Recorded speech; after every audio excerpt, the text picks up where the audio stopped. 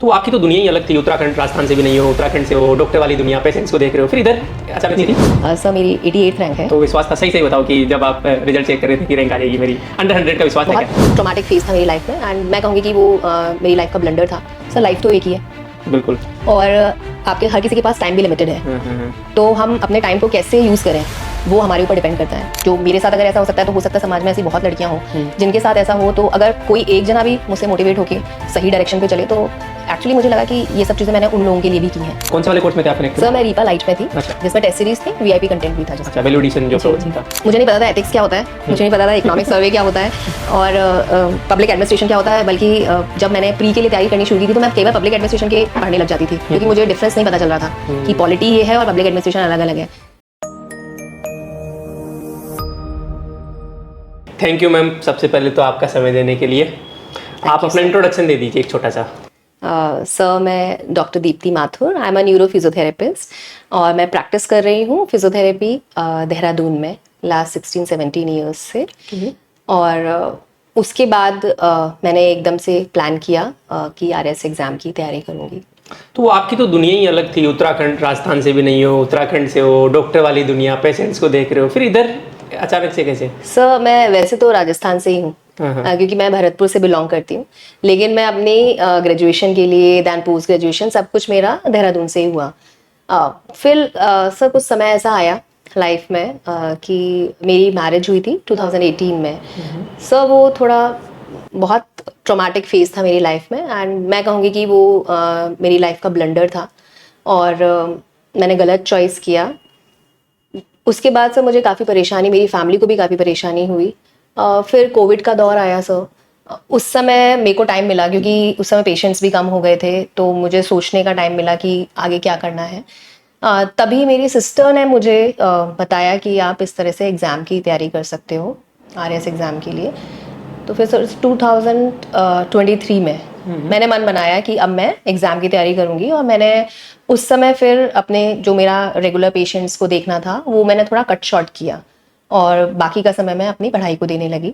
मैंने sir online ही तैयारी की है यूट्यूब के माध्यम से और फिर मैंने नोट्स लिए जिसमें कनेक्ट सिविल्स का बहुत बड़ा योगदान है। अच्छा, कनेक्ट से कब से जुड़े हुए हो आप? जी सर 2023 मेंस जब जो एक्सटेंड हुआ था ना जनवरी, लगभग तब से ही कनेक्ट की शुरुआत भी हुई है। जी तभी से मैं ज्वाइन हो गई थी। अपनी आई थिंक फर्स्ट बैच ही था जब पोस्टपोन हो गया था। उससे पहले तो मैं भी इंटरव्यू दे रहा था पिछले वाला। तो फर्स्ट बैच। तो कौन से वाले कोर्स में थे आप कनेक्ट? सर मैं रीपा लाइट में थी। अच्छा। जिसमें टेस्ट सीरीज थी, वीआईपी कंटेंट भी था जिसमें। अच्छा, वैल्यू एडिशन जो प्रोग्राम था। आपने मैम मैरिज का मेंशन किया, जैसे मैरिज आपके ब्रेकडाउन हुआ तो उसमें यूजुअली लोग रिवेंज मोड पे आ जाते हैं। कैसे आपने उस लड़ से गुस्सा कर लो या कुछ भी कर लो, जो भी आपके खुद के साथ आपने ब्लेंडर किया, कैसे उस एनर्जी को आपने चैनलाइज किया? किस तरीके से लोग यूजुअली ना गलत रास्ते पे पहुंच जाते हैं, तो आप क्या बताना चाहोगे इसके बारे में?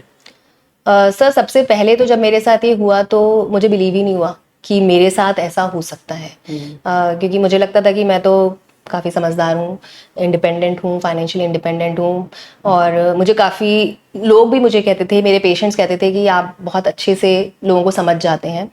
तो जब ये मेरे साथ हुआ तो बहुत बड़ा क्वेश्चन, बहुत बड़ा self doubt, confidence, self confidence पे, सेल्फ रेस्पेक्ट पे बहुत बड़ा एक झटका लगा मुझे। मुझे काफ़ी प्रोवोक भी किया गया कि आप आइए, come and fight this battle in a dirty manner. तो मेरा सर शुरू से ही मोड था लाइफ में, मैं हमेशा आगे भी ये रखना चाहूँगी कि I prefer peace and love. तो मैंने काफ़ी वेट भी किया कि ये चीज़ें सुधर जाएं, लेकिन ऐसा कुछ हो नहीं पाया। और फिर फाइनली सर मुझे जो मैरिज का मेन मोटिव होता है वो होता है कंपेनियनशिप और अंडरस्टैंडिंग, एक दूसरे के लिए ट्रस्ट एंड रिस्पेक्ट। तो जब मुझे वो ही नहीं मिला उस रिलेशन से तो मुझे किसी और चीज़ की एक्सपेक्टेशन थी ही नहीं। और फिर मैंने कहा कि मैंने सब कुछ छोड़ा और गलत को गलत प्रूव करना मेरे जीवन का कभी एम नहीं रहा। और मुझे लगा कि मुझे जो मेरे रियल वेल विशर्स हैं, मेरी फैमिली है या जो और लोग वंचित वर्ग के लोग हैं, जो मेरे साथ अगर ऐसा हो सकता है तो हो सकता है समाज में ऐसी बहुत लड़कियां हों जिनके साथ ऐसा हो। तो अगर कोई एक जना भी मुझसे मोटिवेट होके सही डायरेक्शन पे चले तो एक्चुअली मुझे लगा कि ये सब चीज़ें मैंने उन लोगों के लिए भी की हैं। तो वो मेरे लिए एक बहुत बड़ा मोटिवेशन था।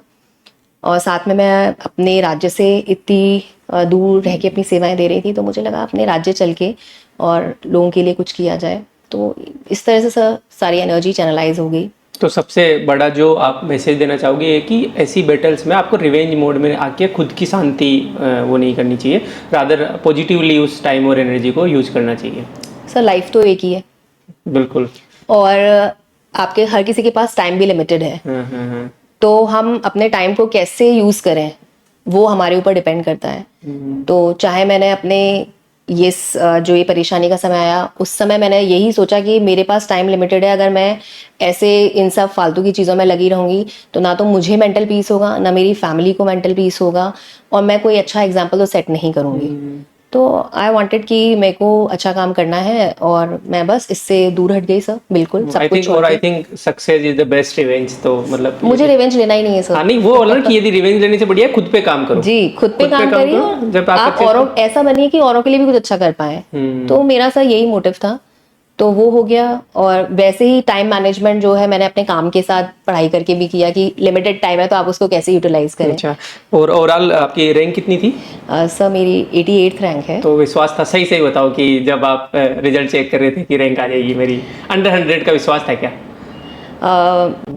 सर अच्छा किया था मैंने, मुझे लग रहा था कि अच्छा हुआ है, लेकिन रैंक क्या थी वो मैंने नहीं सोचा था सर। अच्छा, ये था कि सिलेक्शन हो जाएगा। हाँ सर, मेरी तरफ से कोशिश भरपूर थी। अच्छा, बाकी जो होना था वो सब ईश्वर को समर्पित है सर। ओके।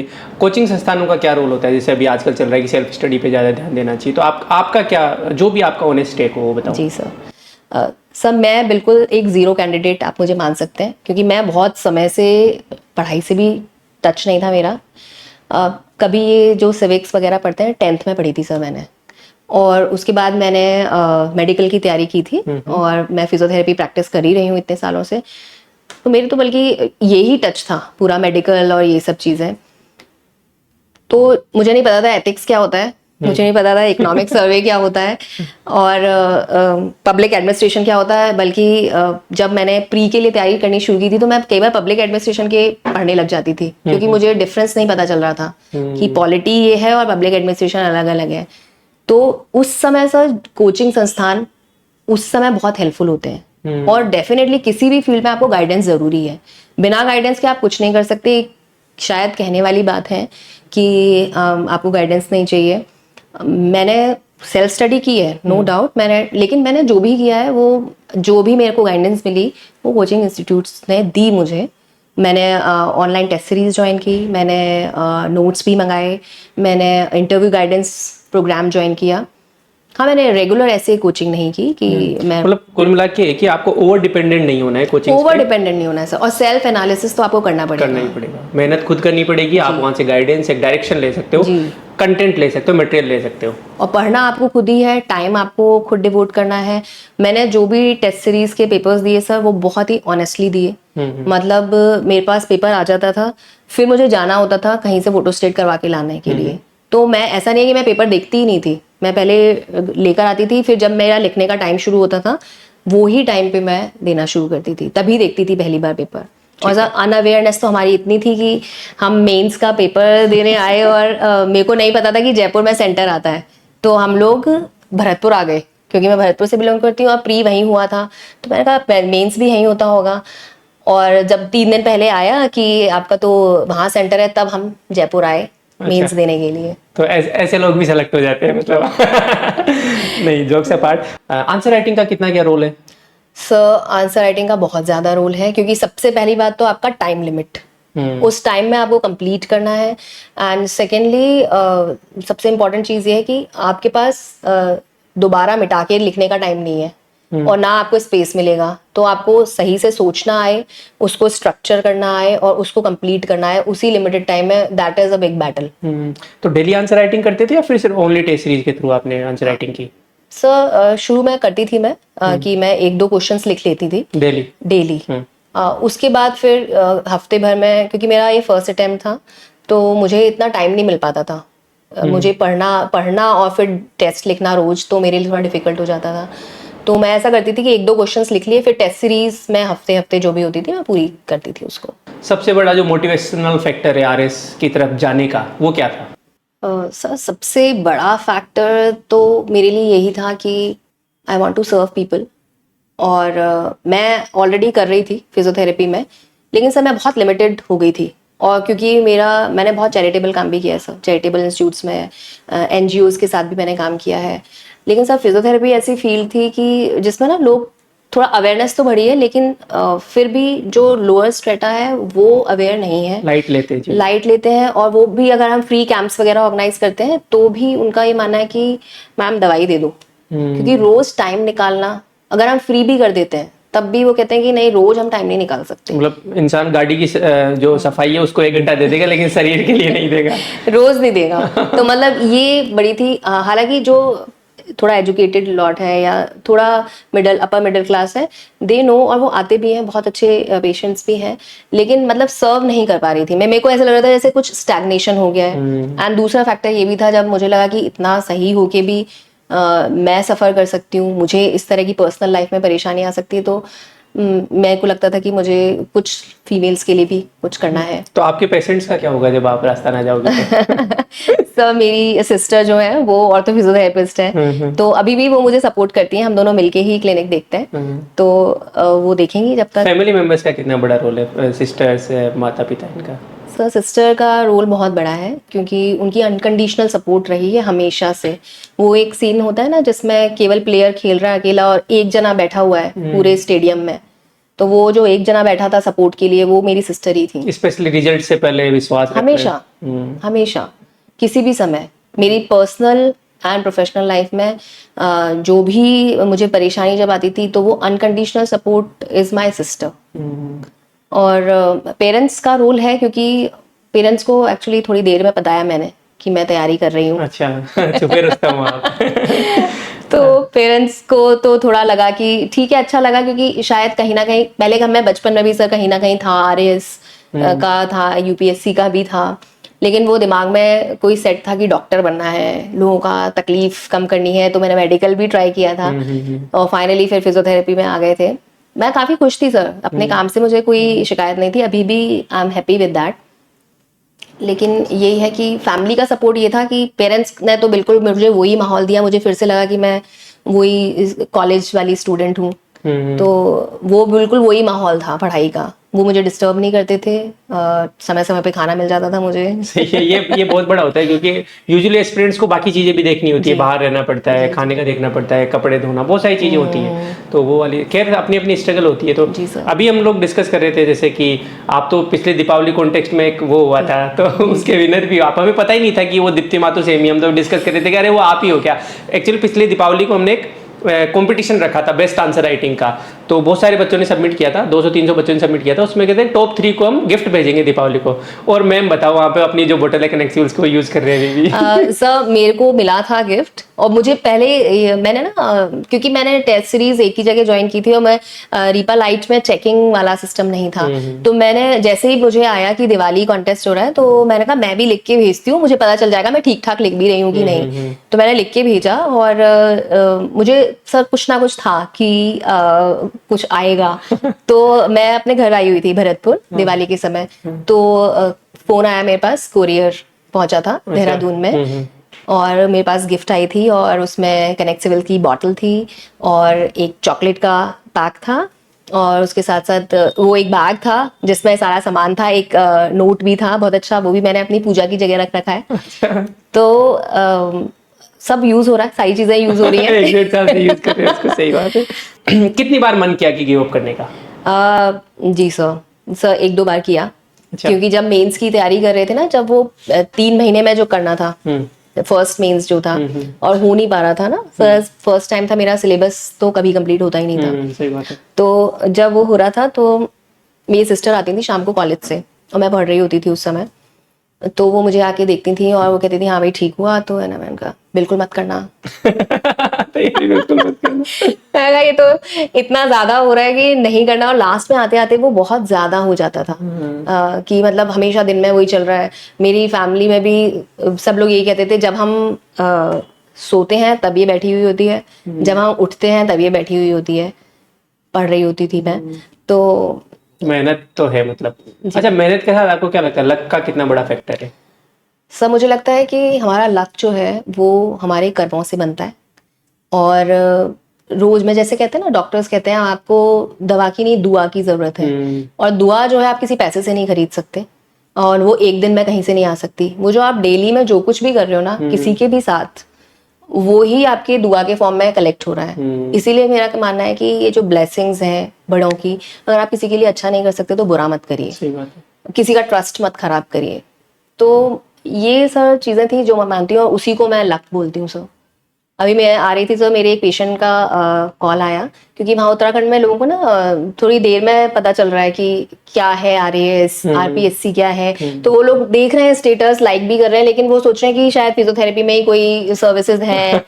अभी आए वो कह रहे हैं कि किसी हॉस्पिटल में आपका अच्छा वो हो गया है, मतलब इस तरह से लोग बोल रहे हैं। तो जब उन्हें बताना पड़ता है कि ये है ये चीज़, तो मेरे पेशेंट का कॉल आया, उन्होंने मुझे बोला कि मुझे लगता है कि आप जो भी अपना काम करते हैं वो इतना अच्छे से करते हैं कि आपको कोई बुरा नहीं बोलता होगा। तो मतलब आप अच्छा करते हो, जो आप लेते हो, जो भी चार्जेस हैं उससे आप बहुत ज़्यादा दूसरे के लिए करके देते हो। तो शायद वो ब्लेसिंग्स ही हैं सर जो हेल्पफुल होती हैं। इसी को मैं लक मानती हूँ सर। बिल्कुल बिल्कुल, वो रिवॉल्व होके आपके पास आती है चीज़ें।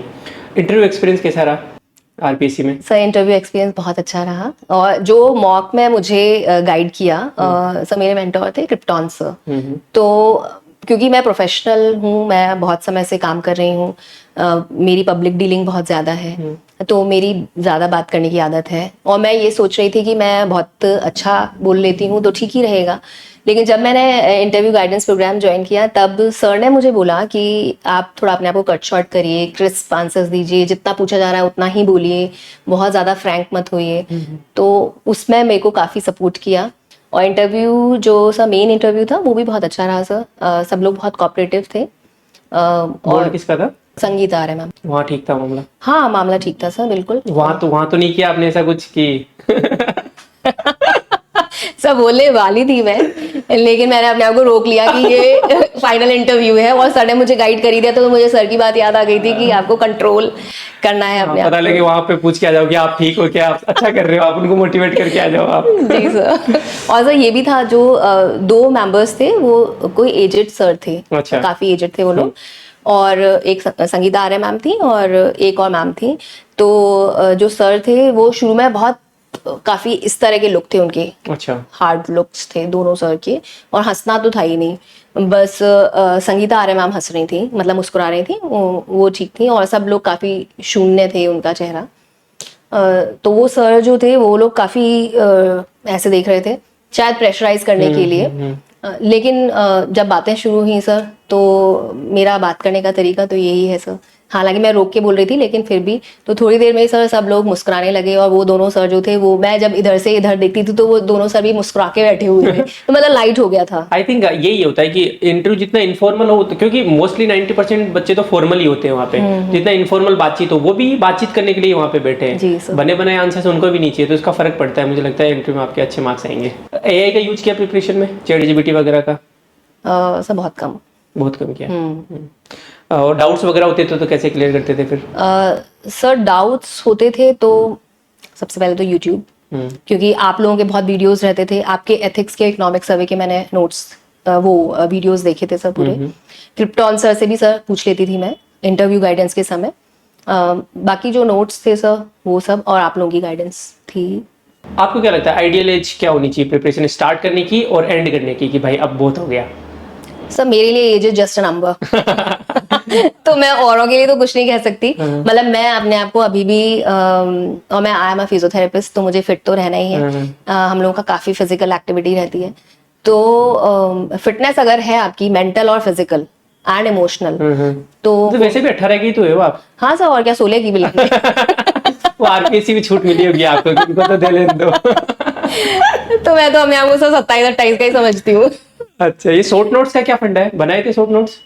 सर थोड़े से बनाए थे। अच्छा। मैं नोट्स मेकिंग में बहुत अच्छी नहीं हूँ, थोड़े से बनाए थे सर मैंने। तो मतलब कुल मिला की बात ये कि शॉर्ट टॉपर होते हैं तो शॉर्ट तरीके से एग्जाम निकालते हैं, आपको जो सूट कर रहा है वो करो। शॉर्ट नोट्स बनाने तो बनाओ, हाईलाइट करने तो करो, स्टैंडर्ड बुक्स पढ़नी है तो पढ़ो, नोट्स से काम चल रहा है। तो आपने स्टैंडर्ड बुक्स पढ़ी थी आरबीएससी एनसीईआरटी वगैरह? कुछ पढ़ी थी सर मैंने। पढ़ी थी, बाकी नोट्स पे आप डिपेंडेंट रहे? नोट्स देखे मैंने और वीडियोस देखे। हम लोग 1000 तरीके हैं एग्जाम को क्लियर करने के, बस स्टिक रहो उस पे, गिव अप मत करो। सही है। और बताओ मैम, आप कुछ और ऐड करना चाहोगे? एस्पिरेंट्स को कुछ आप बोलना चाहोगे? जी सर एस्पिरेंट्स के लिए तो मैं यही कहना चाहूंगी, सबसे पहले तो आपको मेंटल टफनेस होनी चाहिए। किसी भी चीज़ को, कोई भी लाइफ में कोई भी चीज़ है, मेंटल टफनेस बहुत ज़रूरी है। और अगर आप मेंटली टफ हो तो फिजिकल टफनेस अपने आप आ जाती है, रास्ते भी बनने लग जाते हैं। ट्रस्ट कभी किसी का खराब मत करो, क्योंकि ये चीज़ें भी ऐड होती हैं कहीं ना कहीं। एंड वही, किसी के लिए बुरा मत करिए। और अपना जो भी काम है, कोई भी काम है, उसको पूरी फोकस के साथ जब भी जो करना है उसको 100% दीजिए। और अगर आपको लगता है कि अब नहीं करना तो रुक जाइए। जीवन है, बहुत बड़ा है, बहुत चीजें हैं जीवन में करने के लिए। आप अगर इस तरफ नहीं करना चाह रहे हैं, नहीं हो पा रहा है, कुछ और करिए, जो करिए अच्छा करिए। मतलब ऐसे, मतलब लाइफ को ऐसे परेशानी में या डिप्रेस होके खराब मत करिए।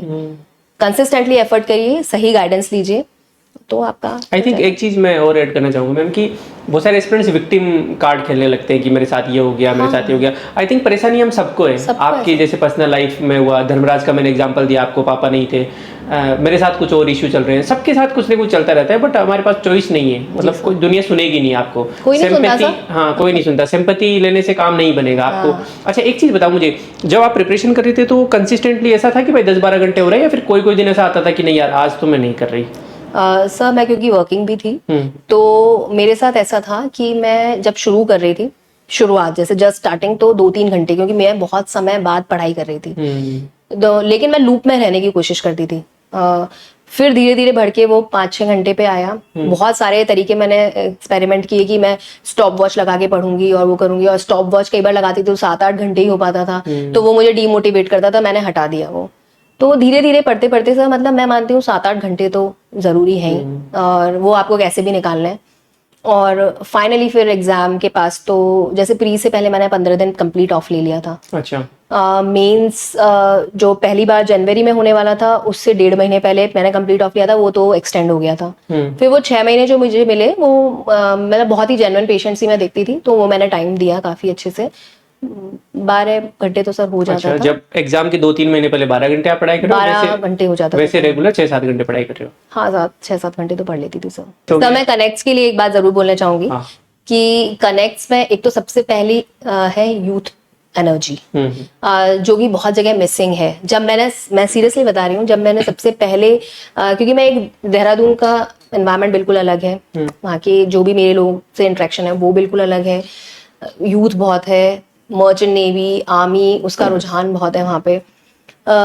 तो जब मैंने राजस्थान के वीडियोस देखने शुरू किए, तो शुरू में मुझे ऐसा लगा कि कैसे होगा, मतलब वहाँ तो पूरा तौर तरीका ही अलग है, क्योंकि मुझे बहुत समय हो गया राजस्थान छोड़े हुए।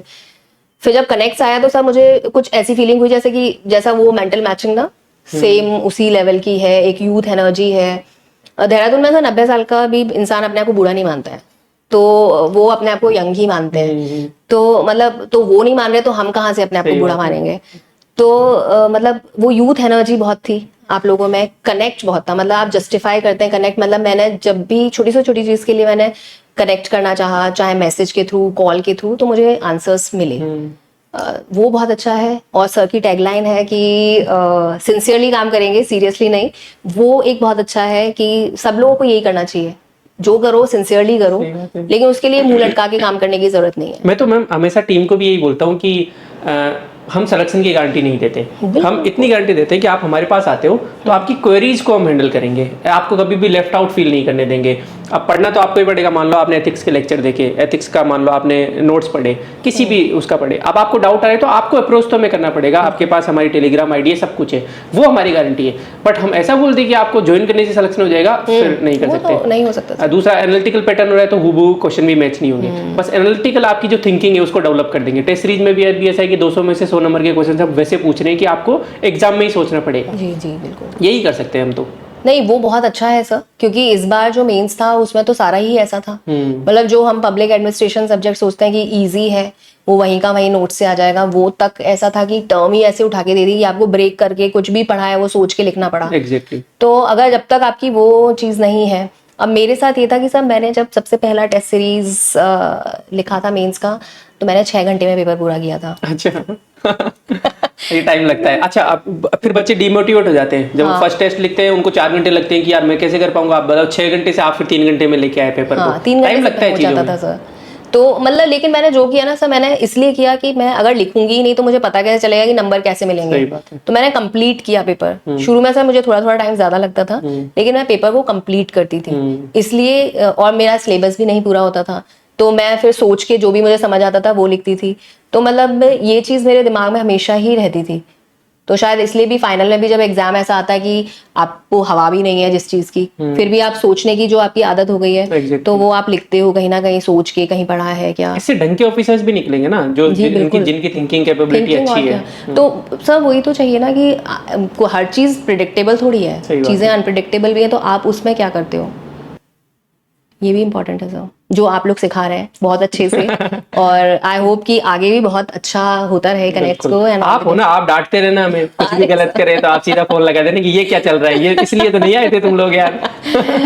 सर आप तो गुरु है, और नहीं, गुरु नहीं, का ओहदा सबसे बड़ा है, और आपने जो स्टैंडर्ड मेंटेन किए हैं वो बहुत ही अच्छे हैं और बहुत कम समय में है, ये बहुत इंपॉर्टेंट है। Thank you. और इससे ये है कि आगे बच्चों को भी समझ आएगा कि चीज़ें कैसे होती हैं। बिल्कुल।